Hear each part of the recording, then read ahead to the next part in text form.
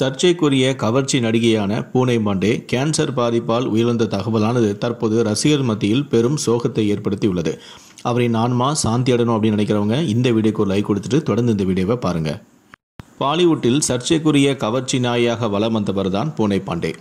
இவர் தமிழில் மைத்திலி அண்ட் கோ என்ற படத்தில் நடித்திருந்தார். இவர் கடந்த 2013ஆம் ஆண்டு வெளியான நாசா என்கிற இந்தி படம் மூலம் அறிமுகமானார். இதையடுத்து சமூக வலைதளங்களில் தொடர்ந்து கவர்ச்சி புகைப்படங்களை வெளியிட்டு ஃபேமஸான இவர் அடிக்கடி சர்ச்சைகளிலும் சிக்கியுள்ளார். இவருக்கு கடந்த 2020ஆம் ஆண்டு திருமணமானது. தன்னுடைய நீண்ட நாள் காதலான சாம் பாம்பே என்பவரை திருமணம் செய்து கொண்டார். கொரோனா சமயத்தில் இவருடைய திருமணங்கள் நடைபெற்றதால் இதில் குடும்பத்தினர் மட்டுமே கலந்து கொண்டனர்.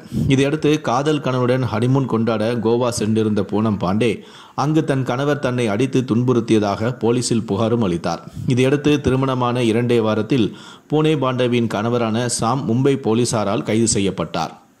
பின்னர் சில தினங்களிலேயே தன்னுடைய கணவருடன் மீண்டும் இணைந்து விட்டதாக பூனம் பாண்டே அறிவித்ததை பார்த்த நெட்டிசன்கள் அவர் விளம்பரத்திற்காக இது போன்று செய்வதாக விமர்சித்தனர்.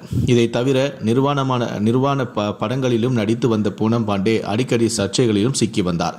சமீப காலமாக சோசியல் மீடியா பக்கமே தலை காட்டாமல் இருந்த இவர் தற்போது மரணமடைந்துள்ளதாக வெளிவந்த செய்தி அதிர்ச்சியை ஏற்படுத்தியுள்ளது. அவர் கேன்சர் பாதிப்பால் உயிரிழந்ததாக அறிவிக்கப்பட்டுள்ளது. இது குறித்து அவரது இன்ஸ்டாகிராம் பக்கத்தில் அவருடைய மேனேஜர் வெளியிட்டுள்ள பதிவில், இன்று காலை எங்களுக்கு மிகவும் கடினமான ஒன்று. கர்ப்பப்பை புற்றுநோயால் எங்கள் அன்புக்குரிய பூனத்தை நாங்கள் இழந்துவிட்டோம் என்பதை உங்களுக்கு மிகுந்த வருத்தத்துடன் தெரிவித்துக் கொள்கிறோம் என்று அந்த அறிக்கையில் குறிப்பிடப்பட்டுள்ளது. பூனை பாண்டேவின் மறைவு பாலிவுட்டில் பெரும் சோகத்தையும் அதிர்ச்சியையும் ஏற்படுத்தியுள்ளது.